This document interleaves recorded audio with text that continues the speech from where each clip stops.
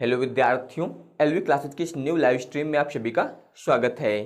तो ये वैद्युत धारा का जो है दूसरा लेक्चर है और आज के इस लेक्चर में जो है आप बहुत ही महत्वपूर्ण टॉपिक यानी कि अपवाह वेग के बारे में पढ़ने वाले हैं।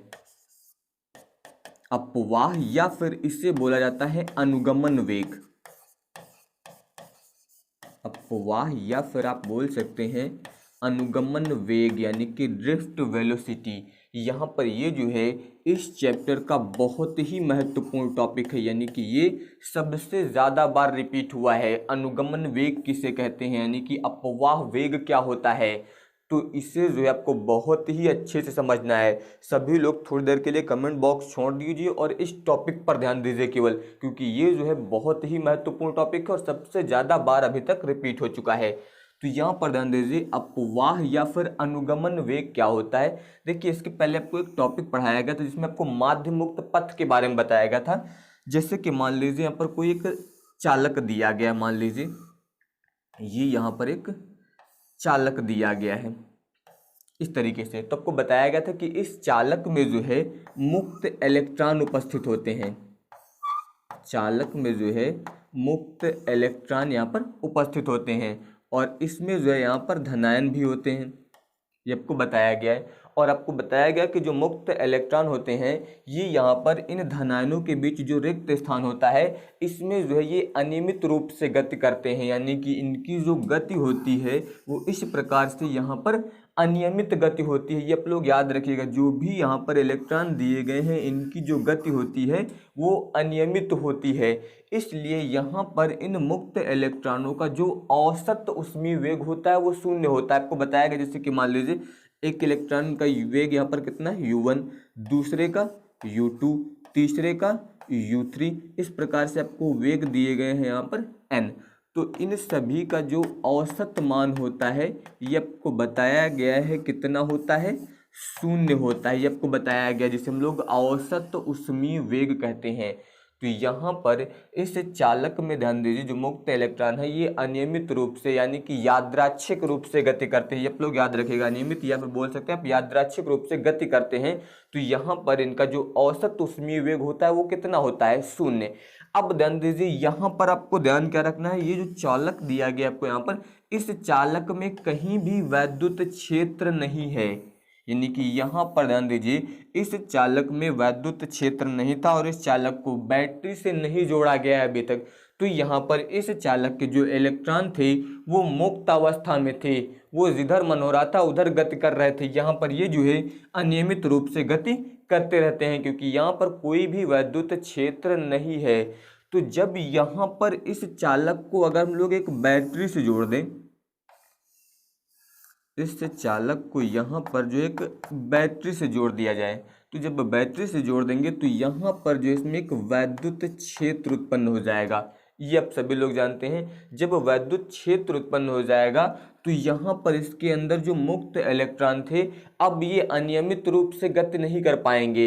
अब यहाँ पर ये जो है एक निश्चित दिशा में एक न्यूनतम वेग से ही गति करेंगे। ध्यान दीजिए, ये इसका धनात्मक सिरा है और ये इसका ऋणात्मक सिरा है। तो इसका मतलब यहाँ पर जो मुक्त इलेक्ट्रॉन है ये अब इस धन सिरे की ओर गति करेंगे। इस प्रकार से यहाँ पर ये जो मुक्त इलेक्ट्रॉन है वो अब इस धन सिरे की ओर गति करेंगे, क्योंकि इलेक्ट्रॉन जो होते हैं वो धनावेश से प्यार करते हैं, क्योंकि इन पर जो है ऋण आवेश होता है, इसलिए धन आवेश की ओर आकर्षित होंगे। तो ये सभी मुक्त इलेक्ट्रॉन ध्यान दीजिए अब धन आवेश की ओर गति करने लगेंगे। तो यहाँ पर ये जो है अब इन इलेक्ट्रॉनों का जो औसत वेग होगा उसे हम लोग यहाँ पर बोलेंगे अनुगमन वेग या फिर ड्रिफ्ट वेलोसिटी। इसे लिखा जाता है vd से, इस प्रकार से प्रदर्शित किया जाता है अनुगमन वेग को। तो ध्यान दीजिए, यहाँ पर जब इसमें क्या जोड़ा गया, बैटरी। बैटरी क्या है आपका, ये वैद्युत ऊर्जा का एक स्रोत है। तो आप बता सकते हैं कि वैद्युत ऊर्जा का जो स्रोत होता है वो चालक के मुक्त इलेक्ट्रॉनों को एक निश्चित दिशा में एक न्यूनतम वेग ही दे पाता है। इसे ही हम लोग अनुगमन वेग बोलते हैं। ये आप लोग याद रखिएगा, जब तक यहाँ पर इस चालक में कोई बैटरी नहीं थी तब तक यहाँ पर इन मुक्त इलेक्ट्रॉनों की गति जो थी वो यादृच्छिक थी, यानी कि ये किधर भी गति कर रहे थे।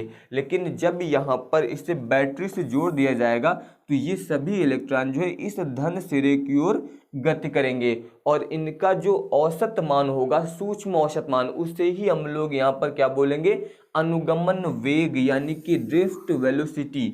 तो इससे आप अलग अलग तरीके से बता सकते हैं। जैसे कि धनंजय जी क्या बता सकते हैं कि वैद्युत ऊर्जा का स्रोत जो है वो चालक के मुक्त इलेक्ट्रॉनों को एक निश्चित दिशा में, अब इनकी दिशा निश्चित है कि ये इस तरफ यहाँ पर गति करेंगे, तो ये जो है एक निश्चित दिशा में एक न्यूनतम वेग ही दे पाता है। इसे हम लोग क्या बोलते हैं, अनुगमन वेग बोलते हैं। या फिर अब ध्यान दीजिए, जब इलेक्ट्रॉन, ध्यान दीजिए, अब यहाँ पर जब गति करेंगे तो अब मान लीजिए इलेक्ट्रॉनों का वेग अलग अलग है, v1 है एक का, v2, v3 और फिर यहाँ पर मान लीजिए vn, इस प्रकार से। तो अब इनका जो औसत मान होगा, यहाँ पर इस औसत मान को ही हम लोग क्या बोलेंगे, अनुगमन वेग बोलेंगे और इससे यहाँ पर जो है vd से प्रदर्शित किया जाएगा, ये आप लोग याद रखिएगा। अब यहाँ पर जो है इनका जो औसत मान आएगा उसे हम लोग क्या बोलेंगे, अब इसे यहाँ पर बोला जाएगा अनुगमन वेग। तो आप बता सकते, ध्यान दीजिए, ये यहाँ पर जब इससे टकराएंगे तो यहाँ पर आप बोल सकते हैं कि किन्हीं दो क्रमागत टक्करों के बीच जो है चालक इलेक्ट्रॉन द्वारा अर्जित औसत वेग को जो है यहाँ पर अनुगमन वेग बोला जाता है, क्योंकि अब यहाँ पर इनके वेग आपको बता दिए गए v1, v2, v3 है, तो इन सभी का जो औसत मान आएगा वही आपका क्या होगा, अनुगमन वेग होगा। ये आप लोग याद रखिएगा। इसके अलावा आपको बताया गया जब बैटरी नहीं जुड़ी थी तो उस समय यहाँ पर इन सभी का जो औसत ऊष्मीय वेग था वो कितना था, 0 था। ये आप लोग यहाँ पर याद रखिएगा। इसके अलावा आप लोग याद रखिएगा जो अनुगमन वेग होता है वो जो है 10⁻⁴ मीटर प्रति सेकंड की कोटि का होता है। ये सभी पॉइंट आप लोग याद रखिएगा कि आपका जो अनुगमन वेग होता है वो यहाँ पर लगभग जो है 10⁻⁴ मीटर प्रति सेकंड की कोटि का होता है। ये आप लोग याद रखिएगा। तो सबसे पहले ध्यान दीजिए, यहाँ पर अनुगमन वेग की परिभाषा इसे आप किस प्रकार से परिभाषित करेंगे। आप इसमें बता सकते हैं कि वैद्युत ऊर्जा का स्रोत, वैद्युत ऊर्जा का स्रोत चालक के मुक्त इलेक्ट्रॉनों को, चालक के मुक्त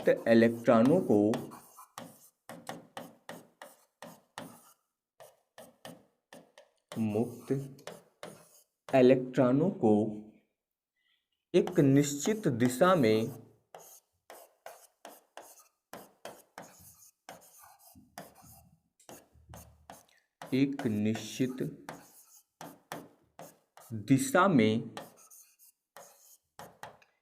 एक न्यूनतम वेग ही दे पाता है, निश्चित दिशा में एक न्यूनतम वेग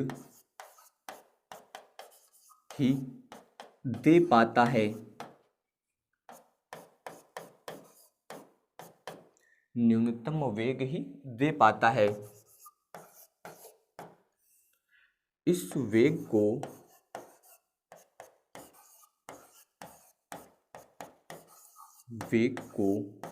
अपवाह या अनुगमन वेग कहते हैं।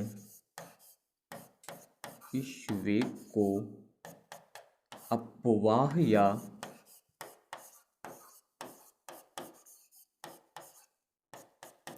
अनुगमन वेग कहते हैं।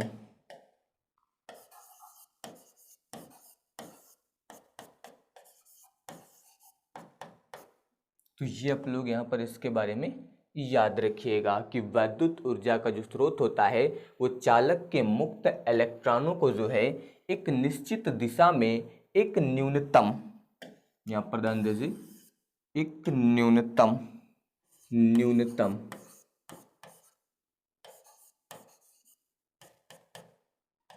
वेग ही जो है दे पाता है। इस वेग को जो हम लोग अपवाह या अनुगमन वेग कहते हैं। तो ये आप लोग याद रखिएगा। इसके अलावा जो है अब इससे दूसरे प्रकार से किस प्रकार से ध्यान दीजिए परिभाषित करेंगे। यहाँ पर जो है इससे आप परिभाषित करना चाहें तो आप दूसरे तरीके से बता सकते हैं। आप बता सकते हैं इसमें कि वह सूक्ष्म औसत वेग, वह सूक्ष्म औसत वेग जिसके द्वारा औसत वेग जिसके द्वारा चालक के इलेक्ट्रॉन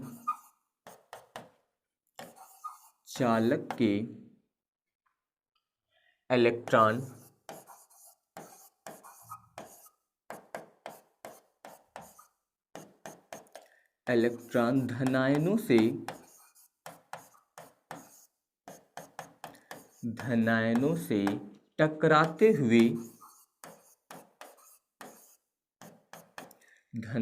से टकराते हुए बाह्य वैद्युत क्षेत्र के प्रभाव में बाह्य वैद्युत क्षेत्र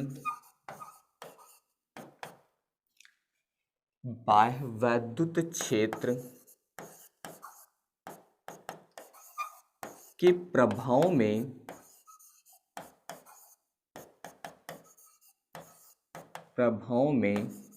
धन सिरे की ओर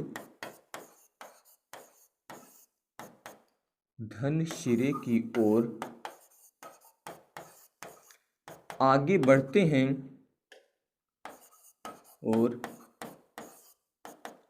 बढ़ते हैं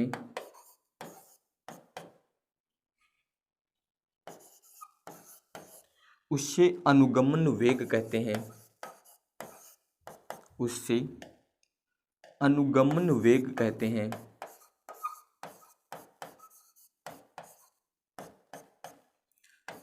अनुगमन वेग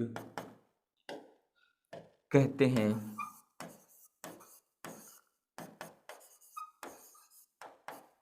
तो ये आप लोग याद रखिएगा। इस तरीके से भी आप यहाँ पर इसे परिभाषित कर सकते हैं कि वह सूक्ष्म औसत वेग जिसके द्वारा चालक के इलेक्ट्रॉन जो है ये धनायनों से टकराते हुए बाह्य वैद्युत क्षेत्र के प्रभाव में धन सिरे की ओर आगे बढ़ते हैं, उससे जो है अनुगमन वेग बोला जाता है। और याद रखिएगा इससे आपको बताया गया कि वी डी से प्रदर्शित कर सकते हैं। तो इससे आप बता सकते हैं कि इससे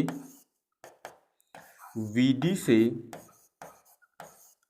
प्रदर्शित करते हैं,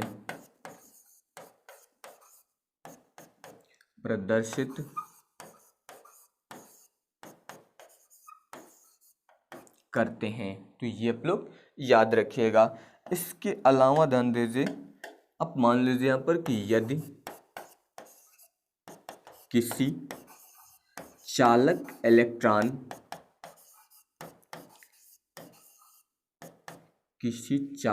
इलेक्ट्रॉन के वेग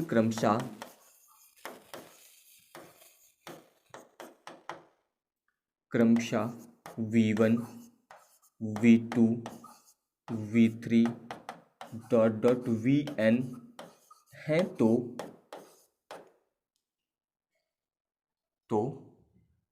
अपवाह वेग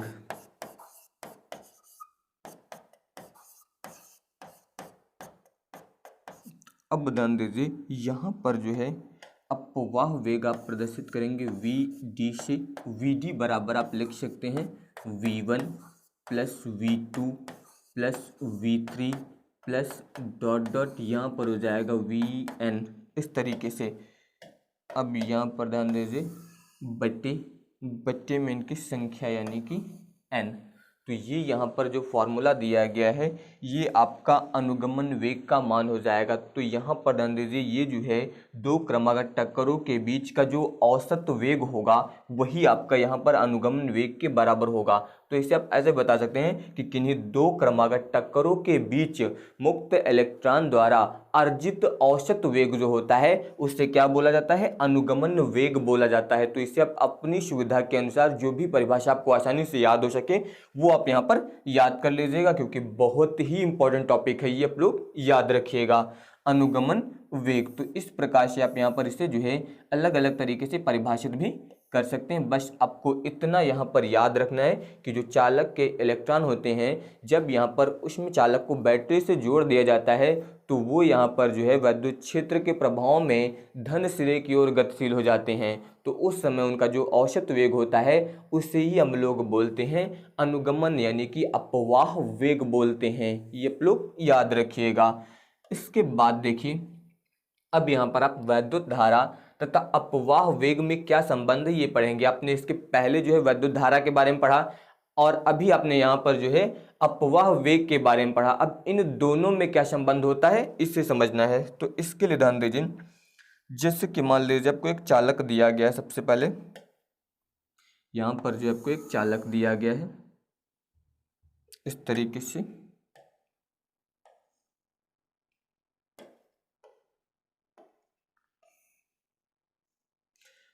ये हो जाएगा। यहाँ पर जो है ये एक चालक दिया गया है इस तरीके से,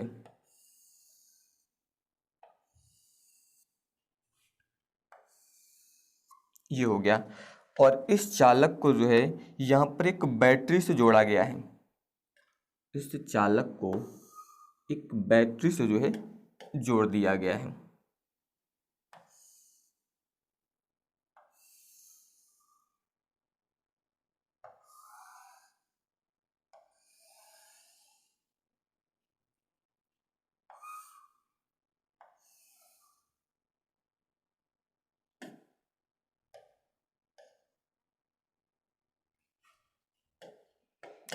इस चालक में यहाँ पर जो है एक बैटरी लगी हुई है इस प्रकार से,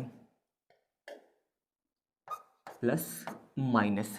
तो अब यहाँ पर ध्यान दीजिए, मान लीजिए जो चालक दिया गया आपका पी क्यू है इस प्रकार से, यहाँ पर जो है वैद्युत क्षेत्र हो गया आपका इस प्रकार से। तो इसके अंदर जो मुक्त इलेक्ट्रॉन होंगे, अब वो मुक्त इलेक्ट्रॉन जो है यहाँ पर अनुगमन वेग से जो है धन सिरे की ओर गति करेंगे, यानी कि ये जो है अनुगमन वेग से इस तरफ जो है यहाँ पर धन सिरे की ओर जो है यहाँ पर अनुगमन वेग, इसका मतलब यहाँ पर आप बता सकते हैं वी डी, इस प्रकार से यहाँ पर ये गति करेंगे। तो ये आप लोग याद रखिएगा कि अब ये जो मुक्त इलेक्ट्रॉन है ये यहाँ पर जो है इसके ऋण सिरे से धन सिरे की ओर गति करेंगे।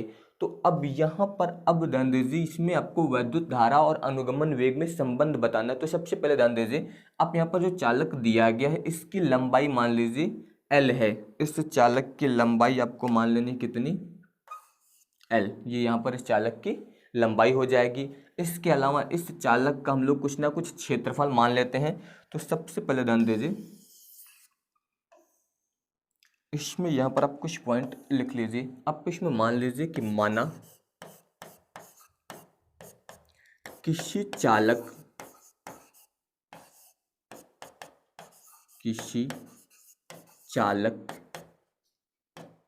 PQ के अनुप्रस्थ परिच्छेद का क्षेत्रफल, अनुप्रस्थ परिच्छेद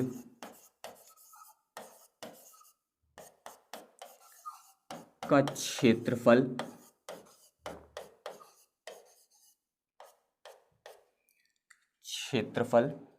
कैपिटल ए तथा लंबाई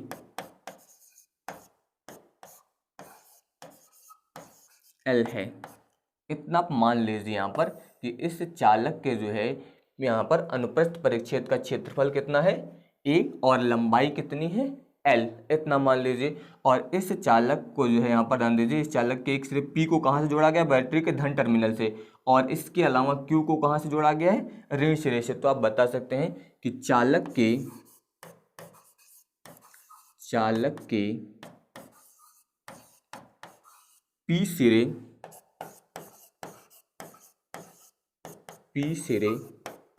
को बैटरी के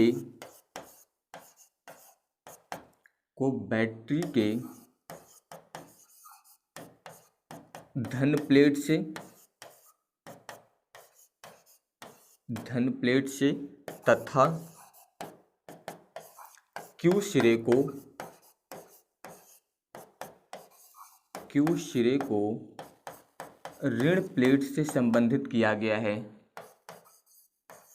ऋण प्लेट से संबंधित किया गया है या फिर आप बोल सकते हैं जोड़ा गया है।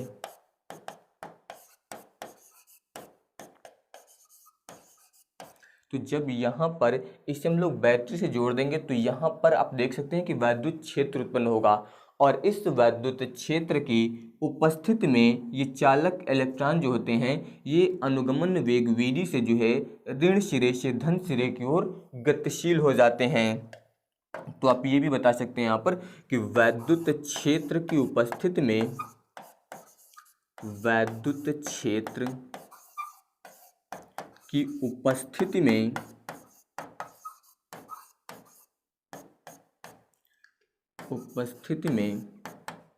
चालक इलेक्ट्रॉन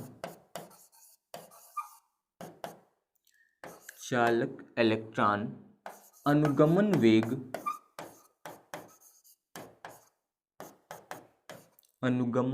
वेग Vd से ऋण सिरे से धन सिरे की ओर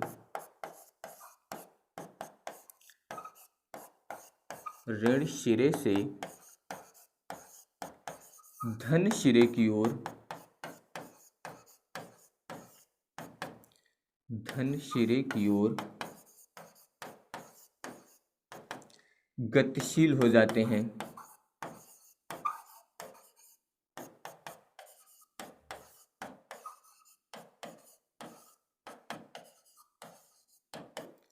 तो ये पॉइंट भी आप लोग याद रखिएगा, जब बैटरी से जोड़ेंगे तो क्या उत्पन्न होगा, विद्युत क्षेत्र, और विद्युत क्षेत्र की उपस्थिति में जो चालक इलेक्ट्रॉन होते हैं ये अनुगमन वेग Vd से जो है ऋण सिरे से धन सिरे की ओर गतिशील हो जाएंगे। यानी कि आपका यहाँ पर ये सिरा जो है प्लस वाला है और ये सिरा आपका यहाँ पर माइनस वाला है, तो ऋण सिरे से धन सिरे की ओर ये जो है गतिशील हो जाते हैं। तो ये पॉइंट आप लोग यहाँ पर याद रखिएगा कि ये जो चालक इलेक्ट्रॉन हैं ये आपके ऋण सिरे से धन सिरे की ओर गतिशील हो जाएंगे। तो अब ध्यान दीजिए, जब ये ऋण सिरे से धन सिरे की ओर गतिशील होंगे तो यहाँ पर इन इलेक्ट्रॉनों को Q से P तक आने में कुछ ना कुछ समय लगेगा। तो सबसे पहले यहाँ पर हम लोग समय ज्ञात कर लेते हैं। यहाँ पर आप इसमें लिखेंगे कि मुक्त इलेक्ट्रॉनों को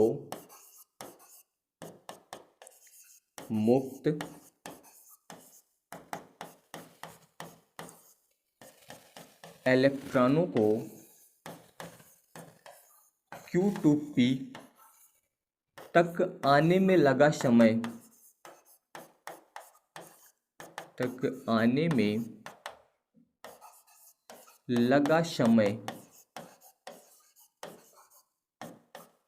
तो सबसे पहले यहाँ पर जो हम लोग इन चालक इलेक्ट्रॉनों को Q से P तक आने में लगा समय ज्ञात करेंगे। समय बराबर क्या होता है, समय बराबर होता है दूरी बटे चाल। अब ध्यान दीजिए, Q से P तक की दूरी कितनी है, जितनी इस चालक की लंबाई है वही यहाँ पर इसकी दूरी हो जाएगी। तो Q से P तक की दूरी हो गई L। चाल क्या है, जिस चाल से ये इलेक्ट्रॉन गति कर रहे हैं यानी कि अनुगमन वेग Vd। तो यहाँ पर आपको ज्ञात करना है समय। तो समय ज्ञात करने के लिए ध्यान दीजिए, यहाँ पर हो जाएगा, समय को हम लोग लिख लेते हैं T से।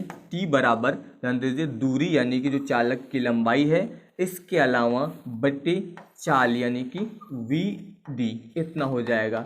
इससे आप यहाँ पर मान सकते हैं समीकरण नंबर 1। यहाँ पर मुक्त इलेक्ट्रॉनों को जो है Q से P तक आने में लगा समय आपको पता चल गया। अब इसके बाद ध्यान दीजिए, अब यहाँ पर आपको इस चालक का आयतन भी पता होना चाहिए। तो यहाँ पर आप लिख सकते हैं कि चालक का आयतन। तो चालक का आयतन ज्ञात करने के लिए ध्यान दीजिए क्षेत्रफल गुणे लंबाई, ये चालक का आयतन हो जाएगा। अब इसके बाद यहाँ पर ध्यान दीजिए आप लिख सकते हैं, चूंकि चालक के एकांक आयतन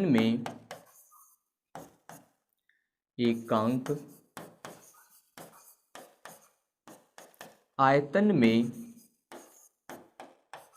मुक्त इलेक्ट्रॉनों की संख्या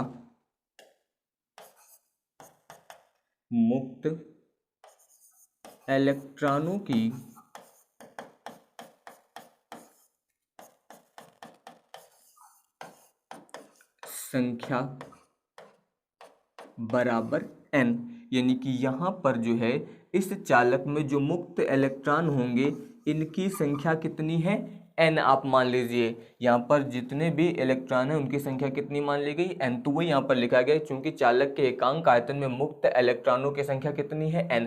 अब ध्यान दीजिए यहाँ पर क्या बात हुई है, एकांक आयतन की, लेकिन यहाँ पर ध्यान दीजिए चालक का आयतन कितना है, Al। तो आपको इस आयतन में भी इलेक्ट्रॉनों की संख्या ज्ञात करनी है, यानी कि यहां पर आपको एकांक आयतन में मुक्त इलेक्ट्रॉनों की संख्या पता है इकाई में, तो अब Al आयतन में मुक्त इलेक्ट्रॉनों की संख्या कितनी होगी, तो इसके लिए ध्यान दीजिए।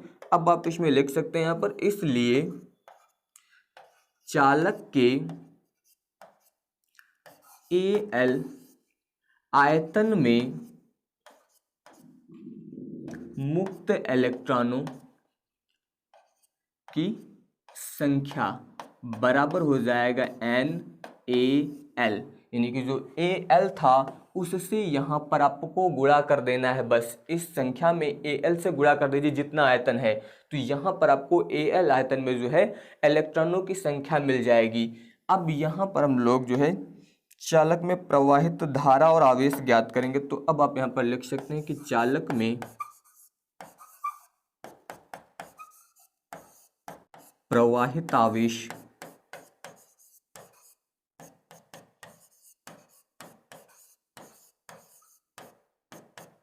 तो चालक में प्रवाहित आवेश की अगर बात करें तो ये हो जाएगा Q बराबर, ध्यान दीजिए आवेश क्या होता है आपका, ये फार्मूला आपको बताया गया, Q बराबर Ne, आपने पहले भी पढ़ा था। N यहाँ पर क्या होता है, मुक्त इलेक्ट्रॉनों की संख्या, लेकिन यहाँ पर ध्यान दीजिए मुक्त इलेक्ट्रॉनों की संख्या कितनी है, NaL, ये हो जाएगी मुक्त इलेक्ट्रॉनों की संख्या। n की जगह पर आपको ये यूज करना, और इसके अलावा क्या हो जाएगा, यही पॉइंट आपको ध्यान रखना है। n यहाँ पर इलेक्ट्रॉनों की संख्या यूज करते हैं, लेकिन यहाँ पर हम लोगों को Al आयतन में इलेक्ट्रॉनों की संख्या NaL दी गई है, इसलिए यहाँ पर इलेक्ट्रॉनों की संख्या आप ये यूज करेंगे। अब आपको यहाँ पर चालक में प्रवाहित आवेश मिल गया। अब इसके बाद यहाँ पर हम लोग t समय में प्रवाहित धारा ज्ञात करेंगे। तो यहाँ पर आप लिख सकते हैं t समय में प्रवाहित धारा,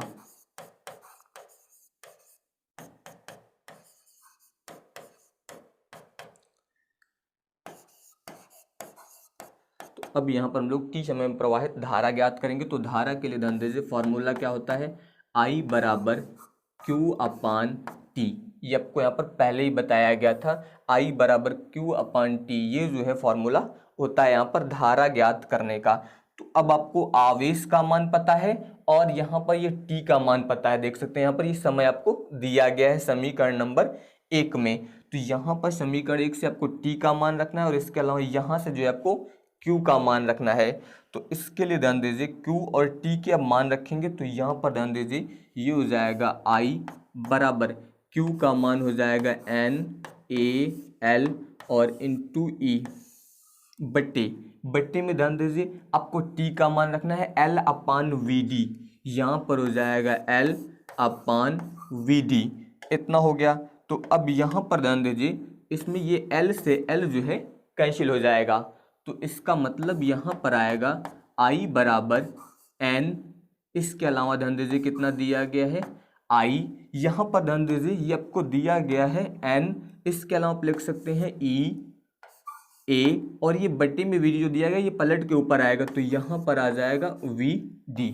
इस तरीके से यहाँ पर ये जो है फॉर्मूला मिल जाएगा आपको I बराबर NeAVD। इसमें ध्यान दीजिए अब आप यहाँ पर ये जो फॉर्मूला आया है इसमें I आपकी विद्युत धारा है और VD यहाँ पर क्या है, ये आपका अनुगमन वेग है। तो यहाँ पर आपको विद्युत धारा और अनुगमन वेग में संबंध ज्ञात करना था। इससे आप ऐसा भी लिख सकते हैं, अगर मान लीजिए आपको यहाँ से VD ज्ञात करना है तो ये आपका इधर बट्टे में आ जाएगा, यानी कि ये हो जाएगा I और बट्टे में आ जाएगा ई ए, इस तरीके से भी आप यहाँ पर इसे लिख सकते हैं। तो ये आप लोग याद रखिएगा। ये यहाँ पर जो है आपका वैद्युत धारा और अनुगमन वेग में संबंध हो जाएगा। चाहे तो आप I बराबर N E A V D use कर सकते हैं, या फिर वी डी बराबर I बटे एन ई ए, इस तरीके से भी लिख सकते हैं। यानी कि n यहाँ पर इलेक्ट्रॉनों की संख्या है, E इलेक्ट्रॉन का आवेश है, A क्षेत्रफल है, ये आपका इधर बट्टे में आ जाएगा। तो यहाँ से आपको वी डी यानी कि अनुगमन वेग का मान मिल जाएगा। तो ये यहाँ पर जो है वैद्युत धारा, इसके अलावा अनुगमन वेग में संबंध हो जाएगा। इंपॉर्टेंट डेरिवेशन है, अच्छे से तैयार करना है आपको। अब इसके बाद देखिए यहाँ पर है धारा घनत्व यानी कि करंट डेंसिटी क्या होती है। इसके लिए पहले आप एक फिगर ध्यान दीजिए तो आसानी से समझ लेंगे। जैसे कि मान लीजिए यहाँ पर आपको एक चालक दिया गया है, इस तरीके से यहाँ पर जो है एक चालक दिया गया है।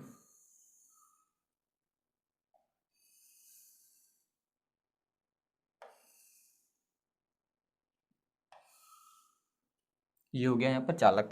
अब इस चालक में जो है कोई एक बिंदु है इस प्रकार से, तो इस बिंदु पर जो है प्रति एकांक क्षेत्रफल के जो है अभिलंबवत, इस बिंदु पर जो है प्रति एकांक क्षेत्रफल के लंबवत जो है यहाँ पर मान लीजिए प्रवाहित हो रही है वैद्युत धारा। तो इस वैद्युत धारा को फिर हम लोग बोलेंगे धारा घनत्व।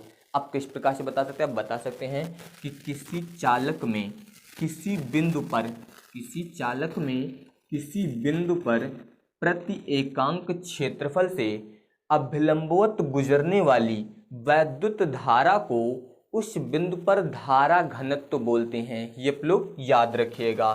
तो अब ध्यान दीजिए, आप इसमें बताएंगे यहाँ पर कि किसी चालक में, किसी चालक में किसी बिंदु पर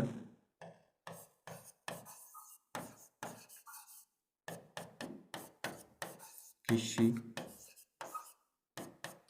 बिंदु पर प्रति एकांक क्षेत्रफल, प्रति एकांक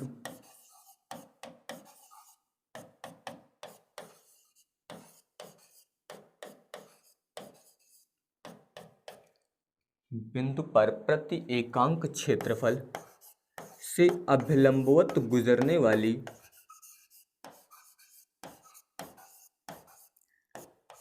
अभिलंबवत गुजरने वाली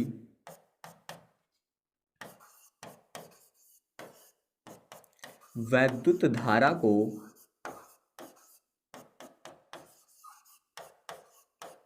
गुजरने वाली वैद्युत धारा को उस बिंदु पर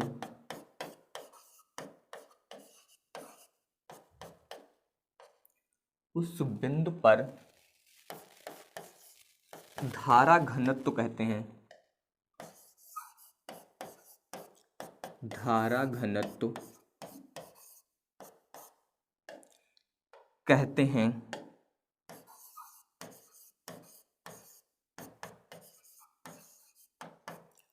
इस तरीके से आप यहाँ पर इसे जो है परिभाषित कर सकते हैं। किसी चालक में जो है किसी बिंदु पर प्रति एकांक क्षेत्रफल से अभिलंबवत गुजरने वाली वैद्युत धारा को जो है उस बिंदु पर क्या बोलते हैं?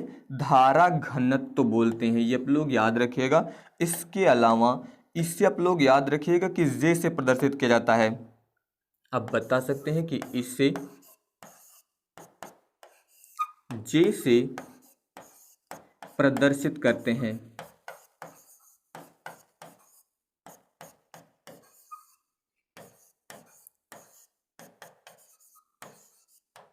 इसे जो है यहाँ पर जे से प्रदर्शित करते हैं।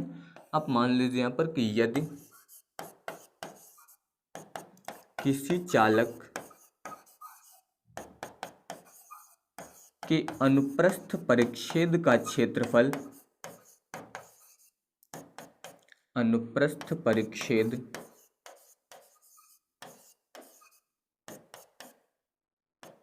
का क्षेत्रफल क्षेत्रफल कैपिटल ए तथा उसमें प्रवाहित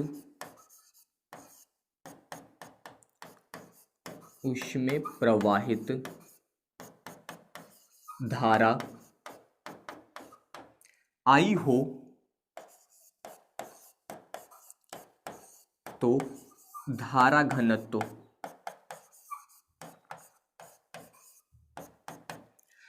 तो यहाँ पर ध्यान दीजिए धारा घनत्व का फॉर्मूला याद रखिएगा। फॉर्मूला होता है J बराबर I बटे ए। ये आपको फॉर्मूला याद रखना है धारा घनत्व का, J बराबर I बटे ए। ये फॉर्मूला आपको अच्छे से तैयार रखना है यहाँ पर। तो अब ध्यान दीजिए यहाँ पर इस चालक के इस बिंदु पर जो है यहाँ पर इससे गुजरने वाले यानी कि इसके प्रति एकांक क्षेत्रफल से अभिलंबवत गुजरने वाली, यहाँ पर ये जो क्षेत्रफल था इसको इकाई माना गया, इसीलिए बोला जाता है प्रति एकांक क्षेत्रफल, यानी कि इसके क्षेत्रफल को हम लोग क्या मान लेते हैं, इकाई। जब आप इकाई मान लेते हैं इस क्षेत्रफल को तो उस समय जे का मान फिर किसके बराबर होगा, इस धारा के बराबर हो जाएगा। यानी कि आपको फार्मूला जो बताया गया जे बराबर आई बट्टे ए, अगर आपने ए का मान 1 यानी कि इकाई मान लिया है तो फिर उस समय धारा किसके बराबर हो गई, धारा घनत्व के बराबर हो गई। इसीलिए बताया जा रहा है कि इस बिंदु पर जो है प्रति एकांक क्षेत्रफल को इकाई मान लिया गया, उसका मान 1 मान लिया गया, तो प्रति एकांक क्षेत्रफल से गुजरने वाली जो वैद्युत धारा है उसे हम लोग क्या बोलते हैं, धारा घनत्व बोलते हैं। यही आपको यहाँ पर बताया गया, तो ये आप लोग याद रखिएगा। अब इसके अलावा ध्यान दीजिए अगर यहाँ पर इसके मात्रक की हम लोग बात करें तो मात्रक याद रखेंगे आप लोग।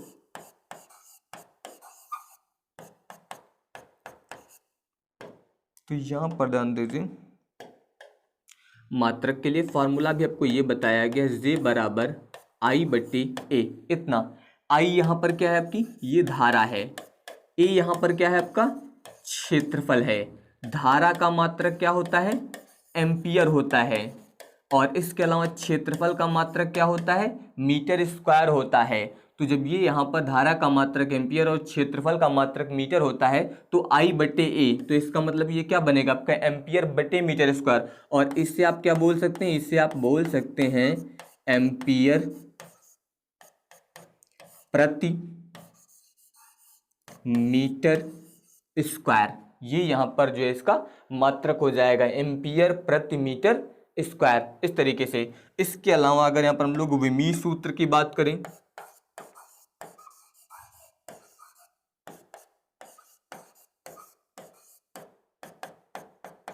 विमीय सूत्र ध्यान दीजिए, अगर विमीय सूत्र की बात करें तो एम्पियर का विमीय सूत्र क्या होता है, ए बटे में आ जाओ मीटर स्क्वायर, तो मीटर स्क्वायर दिया गया है, यानी कि ये किसका विमीय सूत्र, इसका क्या होगा क्षेत्रफल का, यहां पर हो जाएगा एल स्क्वायर, ये आपका क्षेत्रफल का विमीय सूत्र हो जाएगा। ये चीजें आप लोग याद रखिएगा क्योंकि फॉर्मूला आपको ये बताया गया है। तो यहाँ पर जो है आपको इसका विमीय सूत्र ज्ञात करने के लिए ए बाई एल स्क्वायर यूज करना होगा, ये आप लोग याद रखिएगा यहाँ पर। तो अब ध्यान दीजिए ये हो जाएगा आपका ए, जब इससे आप ऊपर ले जाएंगे तो एल की पावर -2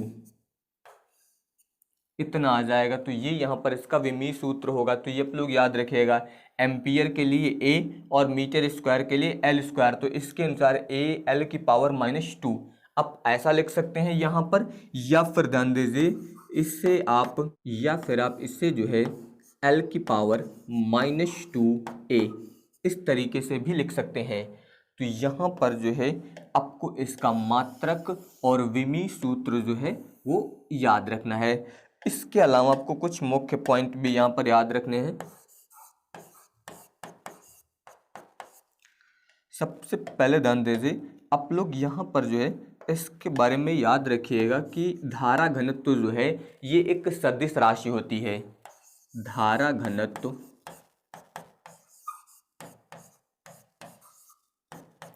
एक सदिश राशि है।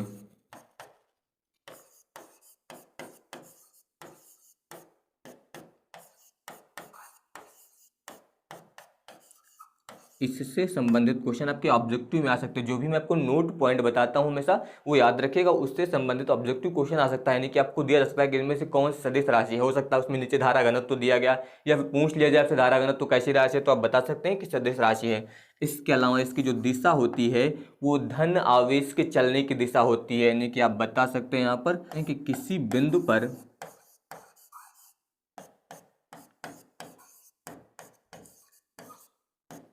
बिंदु पर धारा घनत्व की दिशा, किसी बिंदु पर धारा घनत्व की दिशा उस बिंदु पर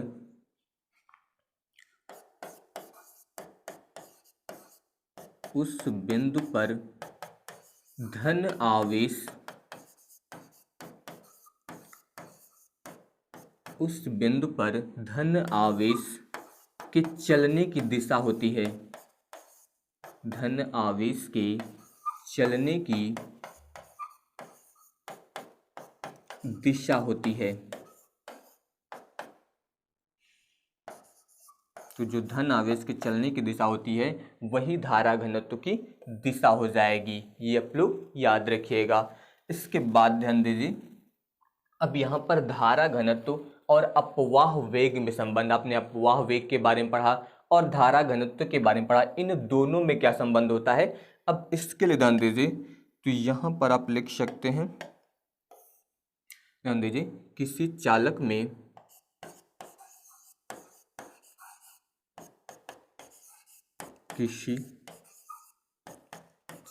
में प्रवाहित धारा,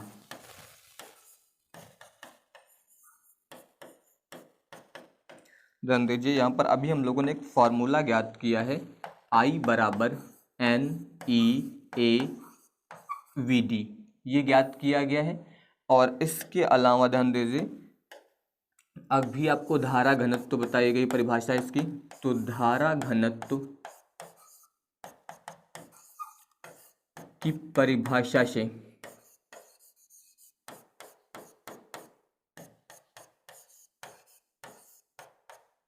तो अब यहाँ पर ध्यान दीजिए, अगर हम लोग धारा घनत्व की परिभाषा की बात करें तो इसमें आपको बताया गया है अभी J बराबर I/A, ये आपको बताया गया है। तो अब ध्यान दीजिए, ये हो जाएगा J बराबर I का आप यहाँ से मान रखिए NEAVD बट्टे में कितना हो जाएगा A। इसका मतलब A से A यहाँ पर जो है ये कैंसिल हो जाएगा, और जब यहाँ पर जो है A से A आपका कैंसिल हो जाएगा तो ये आ जाएगा J बराबर NEVD। तो ये यहाँ पर जो है धारा घनत्व और इसके अलावा अनुगमन वेग में संबंध हो जाएगा। J आपका धारा घनत्व है और VD क्या है, अनुगमन वेग है। इसे आप ऐसा भी लिख सकते हैं, यानी कि VD बराबर, अगर VD ज्ञात करेंगे तो ये इधर बट्टे में आ जाएगा, यानी कि ये हो जाएगा J बट्टे में आ जाएगा NE, इस तरीके से। तो ये यहाँ पर जो है धारा घनत्व और इसके अलावा अनुगमन वेग में संबंध हो जाएगा। इस तरीके से आप यहाँ पर जो है इन दोनों में संबंध ज्ञात कर सकते हैं। बस आपको ये दो फार्मूले जो भी आपको बताए गए हैं ये याद रखिएगा। बाकी आपको इन सभी में जो भी दिया गया है उनके बारे में पता होना चाहिए। जी आपको बताया गया धारा घनत्व तो N इलेक्ट्रॉनों की संख्या होती है, E इलेक्ट्रॉन का आवेश होता है, VD आपका अनुगमन वेग होता है। ये सारे पॉइंट आप लोग यहाँ पर याद रखिएगा अच्छे से। तो यहाँ पर आज के लेक्चर में मैं आपको इतने टॉपिक बताऊंगा, बाकी के टॉपिक मैं आपको इसके बाद वाले लेक्चर में बताऊंगा। तो आप सभी लोग जो है अच्छे से तैयारी करते रहिएगा। बाकी आप सभी लोग जो है कमेंट कर दिया करें, यहाँ पर टेक्निकल टीम जो है आप सभी का सपोर्ट कर देगी। इसके अलावा कोई और समस्या होगी तो वो आप व्हाट्सएप पर कर सकते हैं। इसके अलावा आपको नोटिस भी दिया गया है कि इस बार संडे को जो है आपके दूसरे चैप्टर का टेस्ट लिया जाएगा, तो आप सभी लोग जो है अभी से उसे तैयार करते रहिए। इसके अलावा कल किसी बच्चे ने कमेंट किया था कि उसके कुछ डाउट हैं पहले चैप्टर के, तो जिसका जो भी डाउट रहा करे उससे आप लिख कर या फिर उसका फ़ोटो खींच कर जो है आप व्हाट्सएप कर दें। जो भी डाउट होंगे आप सभी को वो एक साथ जो है संडे को आपको सॉल्व करा दिए जाएंगे। ठीक है, तो आपको बिल्कुल भी परेशान होने की ज़रूरत नहीं है। आप सभी लोग कमेंट कर दिया करें, आपकी सारी समस्या का रिजॉल्व कर दिया जाएगा। धन्यवाद।